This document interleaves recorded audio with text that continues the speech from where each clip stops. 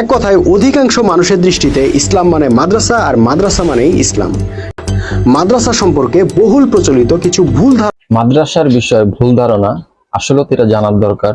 তবে হ্যাঁ, কোরআনের বহু বিধিবিধান সাহাবীরা মসজিদে নববী থেকে জানতে পারত। কোনো আদেশ নিষেধ ইত্যাদি নাজেল হতো মসজিদে নববীতে বসেই রাসূল সাল্লাল্লাহু আলাইহি সাল্লাম সাহাবীদেরকে সেগুলো বুঝিয়ে দিতেন। আর সেই ইসলামকে সাহাবীরা নিজেদের চোখেই দেখতে পাইতেন।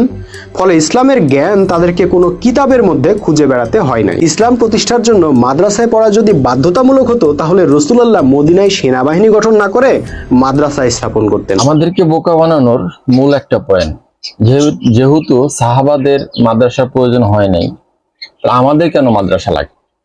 ওনাদের মূল বিষয়টা হচ্ছে আমাদের কেন মাদ্রাসা লাগবে, বা আমরা আমাদের ছেলে সন্তানদেরকে কেন মাদ্রাসায় পড়াবো। আমি ছোট্ট কিছু উদাহরণ দিব, যদি আপনাদের বোঝা আসে তো আলহামদুলিল্লাহ, আর যদি আমার ভুল হয়ে থাকে আমাকে জানাবেন।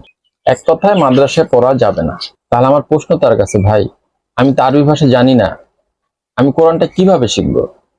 পয়েন্ট নাম্বার 1, কোরআন নাজিল হয়েছে আরবি ভাষায়। সাহাবীদের ভাষা ছিল আরবি। নবী করিম সাল্লাল্লাহু আলাইহি সাল্লাম সামনে ছিলেন, তিনিও আরবি ভাষায় কথা বলতেন। তাই তাদের ইসলাম সম্বন্ধে জানতে শিখতে আমাদের মধ্যে এত কষ্ট হওয়ার কথা নয়। তারা অতি সহজেই শিখবেন, এটাই স্বাভাবিক। কিন্তু তাহলে আমরা শিখব কিভাবে? সারা পৃথিবীতে অনেক ভাষার মানুষ আছে, যার ভিতরে আমরা অনেকেই আরবি ভাষা জানি না। সেই ক্ষেত্রে পৃথিবীতে কোরআনের আইন বাস্তবায়ন করতে গেলে, আল্লাহর বিধান মানতে গেলে কোরআন বোঝাটা খুব জরুরি। যেহেতু আল্লাহর বিধান মানতে গেলে কোরআন জানাটা পড়াটা যেমন জরুরি, তাহলে এই আরবি ভাষাটা শিক্ষা করাটা আমাদের জন্য জরুরি। তাহলে আমরা সেই আরবি ভাষাটা শিখবো কোথায়? আমাদের বাংলাদেশে কলেজ, স্কুল, বিশ্ববিদ্যালয় থেকে শুরু করে এমন কোথাও দেখাতে পারবেন না যে আরবি শেখানোর ব্যবস্থা করা হয়েছে। আর মাদ্রাসায় বা পড়বো না কেন আরবি শেখার জন্য? কারণ মাদ্রাসার অর্থ আপনাকে আগে জানতে হবে। মাদ্রাসা শব্দের আরবি অর্থ হচ্ছে নাসরুন। এই নাসরুনের বাংলা অর্থ দাঁড়ায় শিক্ষা, শিক্ষালয় বা বিদ্যালয়। কোরআন বুঝতে হলে আমাদের আরবি ভাষা শেখা অবশ্যই জরুরি।